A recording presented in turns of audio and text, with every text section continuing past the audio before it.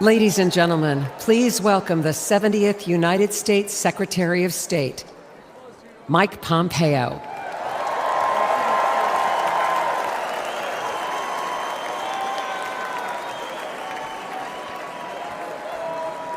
Good evening.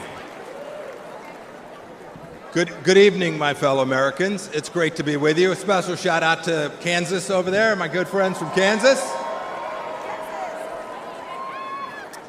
You know, I had the incredible privilege to serve as President Trump's CIA Director and Secretary of State.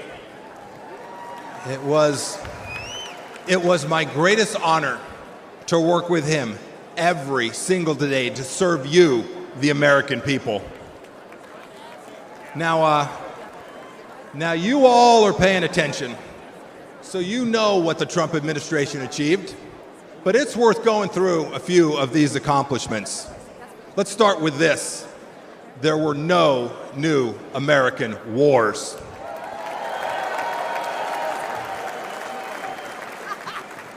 Our border, our southern border, closed.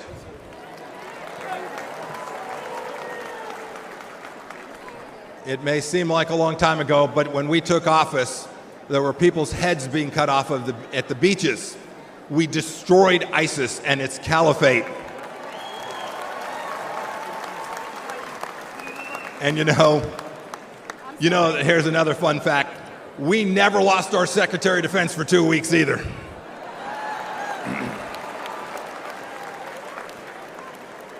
You'll remember, for those 4 years, the evil of Vladimir Putin was held at bay.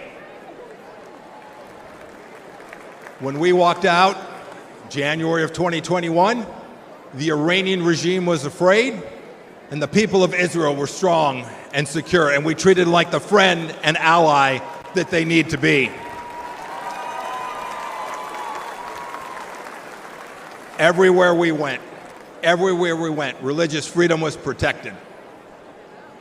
We held 3 summits in North Korea, and North Korea was quieted. We'd begun an honorable exit from Afghanistan, and not a single Chinese spy balloon flew across the United States of America. 4 years. Had I been the Secretary of State and a Chinese spy balloon flew across our country, I would have been the former Secretary of State, and rightfully so. You know, under President Trump, the Chinese Communist Party, which to this day presents the greatest threat to our nation from outside of our country, we confronted it like never before.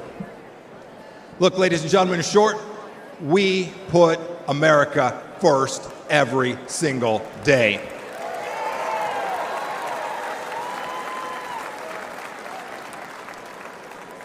"42 months on, what has Joe Biden and Kamala Harris done? And their leftist handles, what have they delivered to us for security and prosperity? Almost nothing. Let's start with this. You saw some of them last night. 13 new Gold Star families from Afghanistan. As an Army veteran, I want to speak to everybody who served in Afghanistan. I'm disgusted by the Biden administration's incompetent pullout from that country.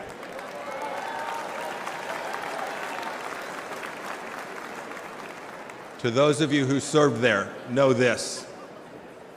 Know that your service was honorable, that you saved American lives, and that the Pompeos love and admire you for what you did for America. Thank you, and God bless each and every one of you.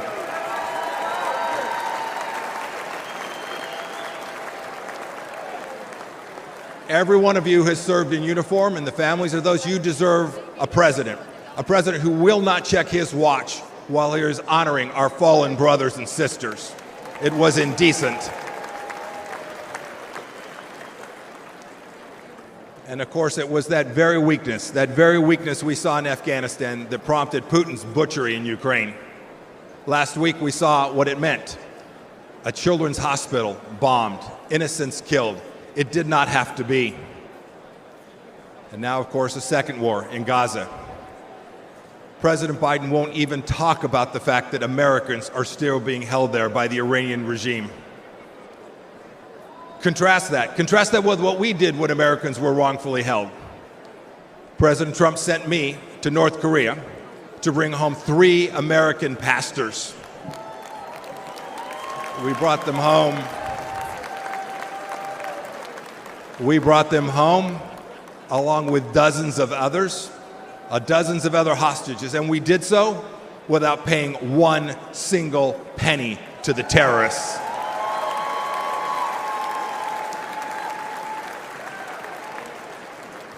And what about Iran today? When Joe Biden eased up on President Trump's maximum pressure campaign, we gave money to the Ayatollah so he could cut more checks to the genocidal maniacs who conducted attacks, barbaric attacks in Israel. And now, of course, closer to home, a massive national security challenge. Our southern border is a welcome mat.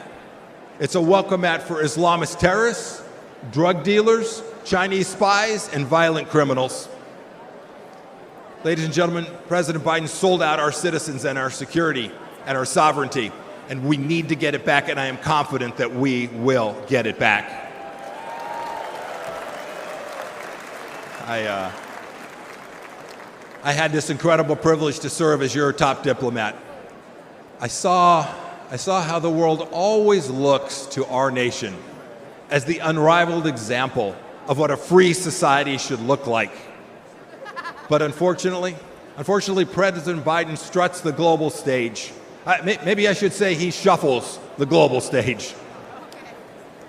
He talks a big game about American values. But what's he done at home? What's he shown the world? What have he and his leftist base actually shown other nations? He's censored free speech here at home. He's put woke into the military that I and you so desperately love. We must reclaim it. He put it in our schools as well.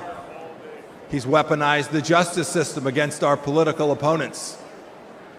And even to this day, as we sit here today, he and Vice President Harris are providing appeasement to the pro-Hamas radicals on our streets here inside the United States.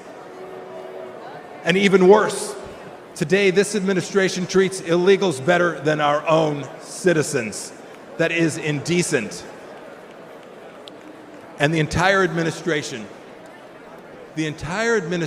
has failed to tell us the truth that we all know and is so dangerous to our nation. The truth that Joe Biden can't handle that 3 a.m. phone call. Indeed, he won't take a phone call after about 4 p.m. My call to you tonight is really straightforward. It's really simple. We can't trust the Biden administration, and that means we have work to do to uphold American values. It is up to those of us in the room tonight and those of you watching tonight. Donald Trump will every day, I saw it firsthand, he will put America first. So let's do what's right and what's important. Let's elect a president who isn't ashamed of our nation and will never apologize for our country. And when we do, we will put a strong America First leader back in the White House. We'll re-elect Donald J. Trump, and we will make America special, exceptional, and of course, great again. Thank you. God bless you. God bless our veterans and the United States of America. Thank you all.